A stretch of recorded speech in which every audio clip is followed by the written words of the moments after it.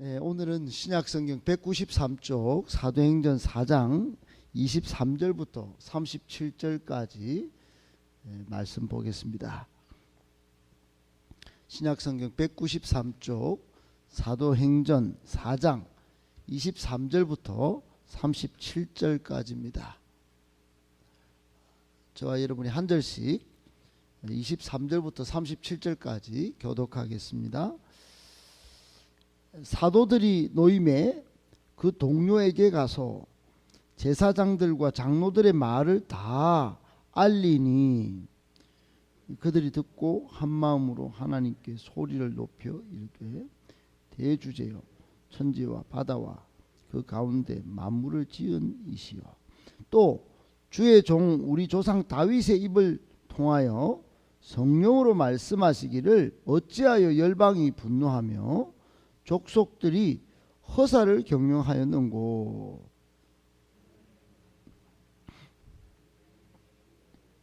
주와 그의 그리스도를 대적하도다 하신 이로소이다.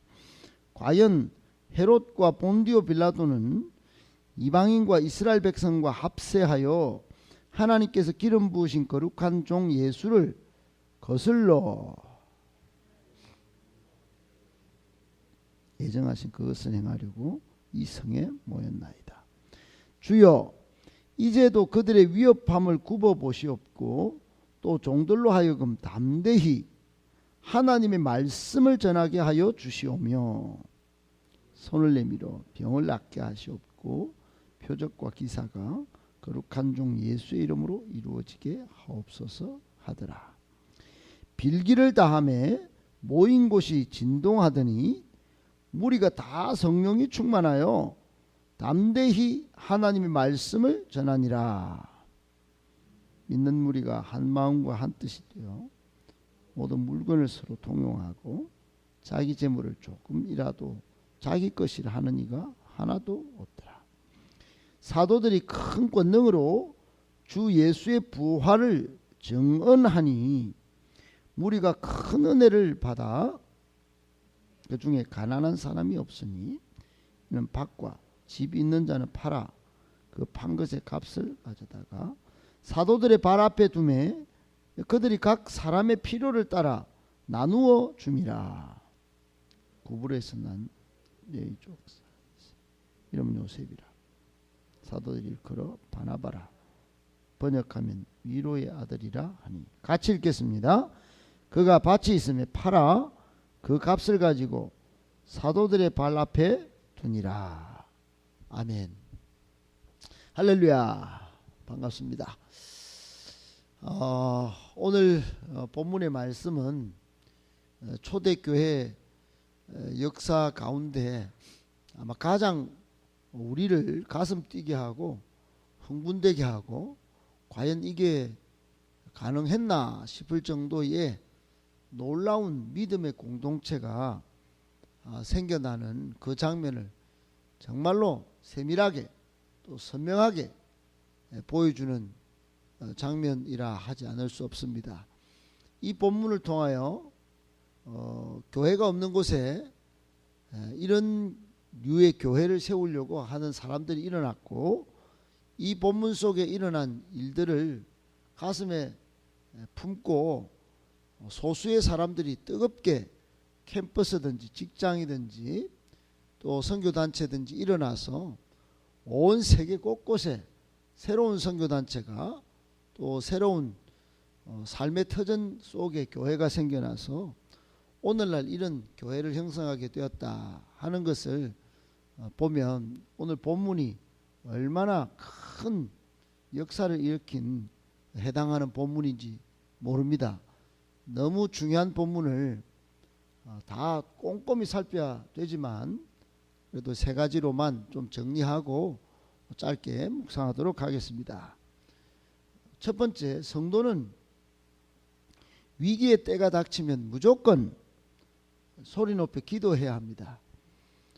여러분, 위기가 왔는데 기도의 불이 꺼졌다. 이건 심각한 더 중증 위기 상황을 초래합니다. 어제도 우리가 집회 마지막에 들었던 말씀이 이분이 이스라엘에서 선교하시고 또 온 세계 다니시면서 청년들을 동원하시는 목사님이신데 지금은 서울의 홍대에서 사역을 합니다. 홍대 하면 청년들이 많은 곳이 우리나라에서 제일 많이 있는데 그냥 기본이 술 먹고 담배 피고 이 정도가 아니라 기본이 마약이고 기본이 여성 남성이 어울려 클럽을 다니는 게 아니고 기본이 동성애고 거기서 완전 음란한 방탕한 일이 눈앞에 벌어지는 곳이다 했습니다. 거기에 교회가 없는 것이 아닙니다. 교회가 있지만은 그런 청년들 속에 있는 교회도 주중에 불이 다 꺼져 있답니다. 청년들이 젊은이들이 교회 나올리 만무하고 복음 전하면 절대 안 갑니다. 절대로 나한테는 전도하지 마세요. 그렇게 말하는 것을 그냥 일상으로 경험한답니다. 여러분 이런 시대가 된 거예요.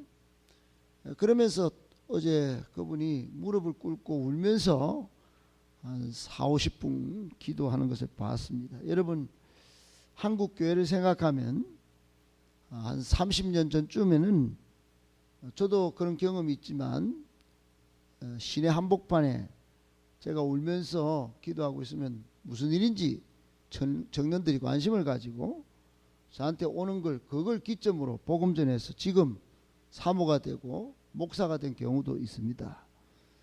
제 눈앞에서 똑똑히 벌어진 일이고 제가 경험한 일이기 때문에 여러분 그런 사람이 어제는 또 선교사가 돼서 인도네시아 선교사 부부가 돼가지고 둘 다 어제 우리 교회 와서 간증 집회도 했지요.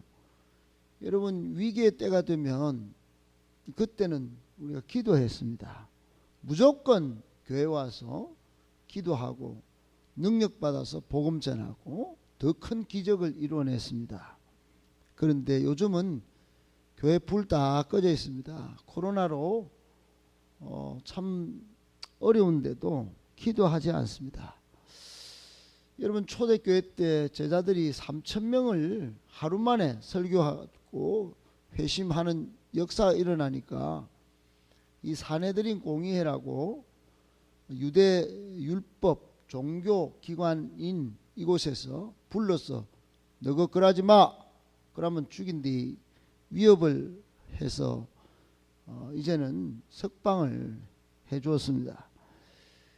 23절에 베드로와 요한이 석방이 되자마자 그 정도 하면 굉장히 겁먹는 일입니다. 우리나라 대법원에서 너거 그러면 다시 잡아서 2배로 감옥살이 하든지 아니면 사형감이야 이러면요 여러분 죄지면 안 됩니다. 그러면 조용히 낙향해서 조용히 지내든지 아니면 여행을 다니면서 휴식을 취하든지 그래야 됩니다. 그런데 이 사람들이 집으로 안 가고 여행도 안 가고 오히려 오늘 동료에게 갔다 그랬습니다. 그 동료가 누구겠습니까? 사도행전 2장에 나오는 마가의 다락방에 있었던 120명 그 사람들 있죠. 믿음의 식구들입니다. 오늘 우리와 같이 이 새벽 동지들이에요. 이 새벽 시간에 달려온 겁니다. 잠도 안 자고 걸어서 그때 뭐 차 있는 것도 아니고요. 믿음의 동지들, 기도의 동역자들한테 뛰어온 겁니다. 그리고는 가서 지금 종교 지도자들이 위협하고 경고장을 날렸다. 우리에게 큰 앞으로 위기가 닥칠 것이다 하는 사실을 알렸습니다. 이제는 더 이상 예수 복음을 전해서도 안 되고 전도 사역을 금지당했다. 그 사실을 전했는데 듣자마자 이 사람들이 오늘 24절에 한마음으로 소리 높여 하나님께 기도하는 장면이 오늘 본문의 내용입니다. 여러분 얼마나 뜨거웠을까요? 얼마나 간절했을까요? 얼마나 절박했을까요? 야 우리 120명밖에 예수 믿는 사람 없는데 큰일 났다 이거. 대부분의 통지가 내렸다 이거. 이제 잡히면 꼼짝없이 우리 다 몰살당하겠다 이거.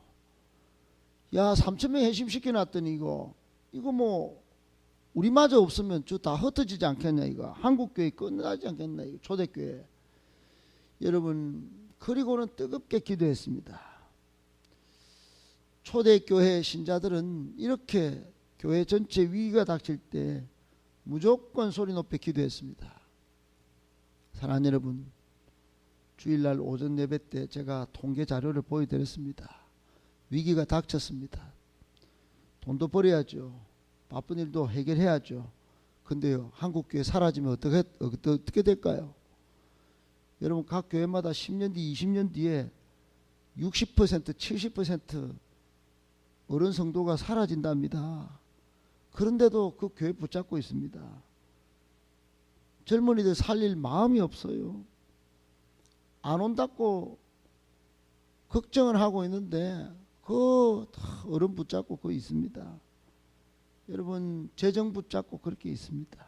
여러분 어떻게 돼야 될까요? 이게 지금 한국교회 큰일입니다. 여러분 이때 우리가 기도해야 합니다. 이때 또 무조건 하나님 복음 전할 수 있도록 주님 복음 전할 수 있도록 도와주십시오. 이렇게 기도해야 합니다.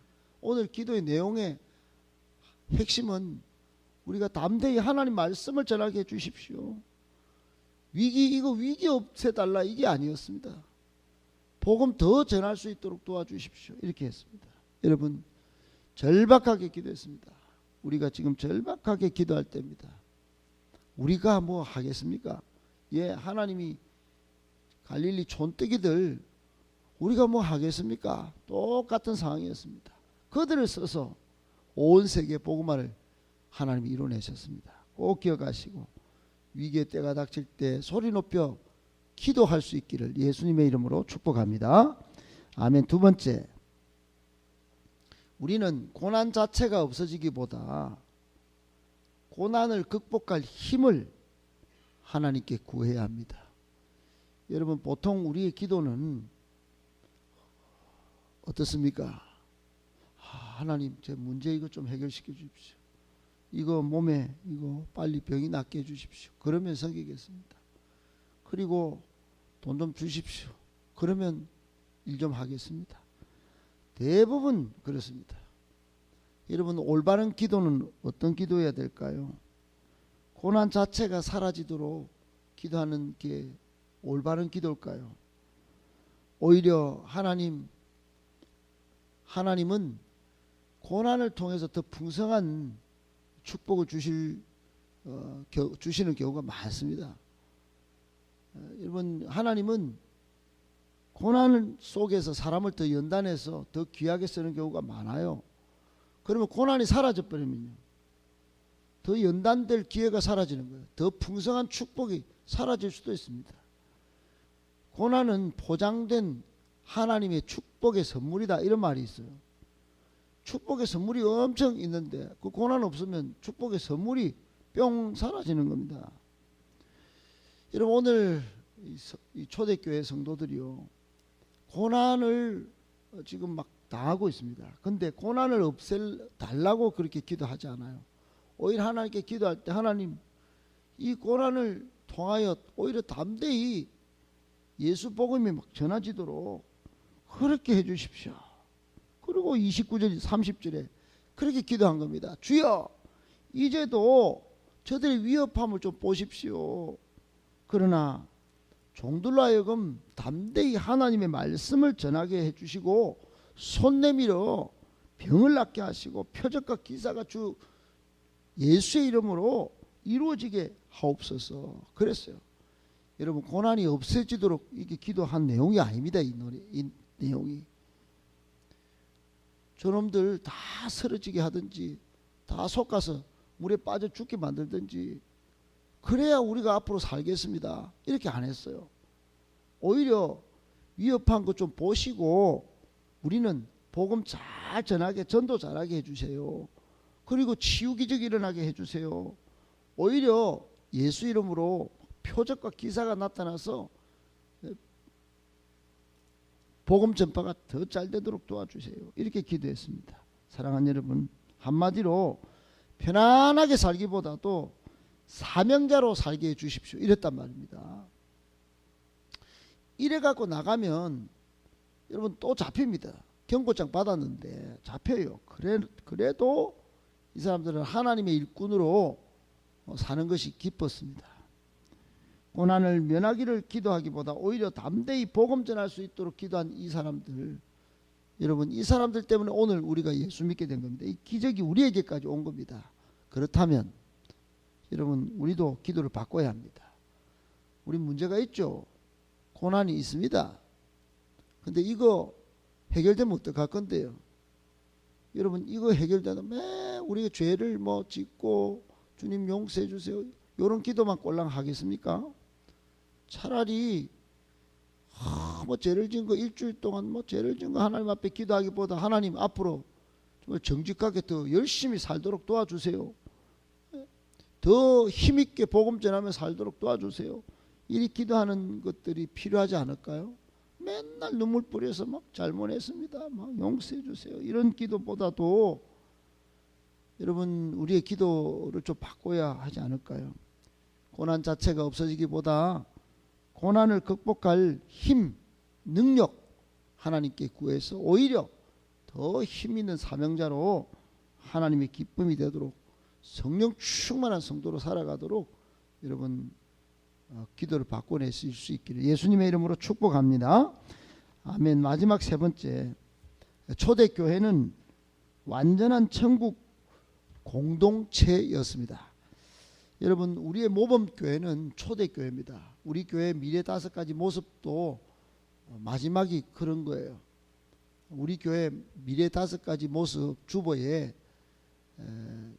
예수님이 꿈꾸신 바로 그 교회, 초대교회 같이 성령 충만하고 건강한 교회, 이게 우리 교회 마지막 미래에 담고자 하는, 본받고자 하는 5번째 교회 모습이에요. 그러면 초대교회는 어떤 교회였냐? 예, 성령 충만했습니다. 건강했어요. 얼마만큼 건강했나? 오늘 32절부터 믿는 무리가 한마음 한뜻으로 모였습니다. 모여서 한마음 한뜻, 다른 마음이 없어요. 목사와 장로가 다른 마음이 있어서 저 당회하면 싸우고 재직회하면 싸우고 권사들이 막 소리 지르서 회의 때마다 소리 지르고 그러지 않았어요. 권사들도 목사의 마음을 알고 집집마다 신방할 때 따라다니고, 권사가 그런 역할인 거예요. 기도해주고. 온 젊은이들이 우리의 젊음을 바쳐 군대도 2년 가는데 하나님 나라 군대로서 2년 동안 내가 헌신 못하겠나 막 그러고. 여러분 그것뿐만입니까? 서로 물건을 서로 통용하고 내 물건을 내끼다 말하는 사람이 없었답니다. 그러니 34절에 그 중에 가난한 사람이 있었대요, 없었대요? 가난한 사람이 없었어요. 여러분 내 물건을 내끼다 않카니 내 거 쓰세요. 당신이 필요하네요. 당신이 쓰세요. 집 문서 가져가세요. 이 자동차 쓰세요. 우리 집 식기 쓰세요. 우리 냉장고 쓰세요. 세탁기도 쓰세요. 다 그렇게 했습니다. 심지어 바나바는 집 땅 다 팔아가지고 갖고 와가지고 여러분 밭을 다 팔아가지고 오늘 끝절에 보니까 사도들 앞에 써놨고, 목사님 내 이거 밭 이거 이제 쓸모 없어요. 이제 세금이나 더 내고 이거 복음 전하는데 쓰세요.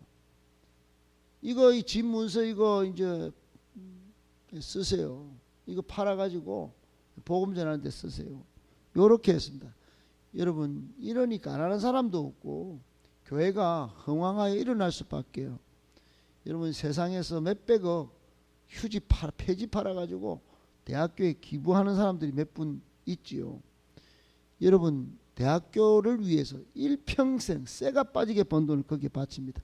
여러분 그것도 굉장히 박수 받을 만한 일이고 기억할 만한 일이에요. 그런데 우리 성도가요, 우리 잘 먹고 잘 살렸고 자녀한테 꼬작 돈 물려주려고 그런 모습은 하나님이 볼 때 통탄하지 않겠습니까? 세상 사람도 저렇게 박수 받을 짓을 하는데 우리는 하나님 나라 생명 복음을 전하는데 돈 1푼 내놓는 게 아까워 가지고. 여러분, 초대교회는 완전하게 자기 것을 내 것이라 하지 않고 천국 공동체를 이룬 그런 모습을 보여줍니다. 우리 교회가 아무쪼록 이런 교회를 닮아서 성령 충만하고 건강하여 앞으로 천국을 이루고 이곳에 들어오는 사람들마다 이야, 이 모습이면 이 교회 다녀야지, 다른 교회는 모르겠다, 이 교회 여기가 행복이 있구나, 그리고 여러분 이 교회를 통하여 전부 천국 백성이 되는 놀라운 역사가 일어나는 그런 은혜가 있기를 예수님의 이름으로 축복합니다.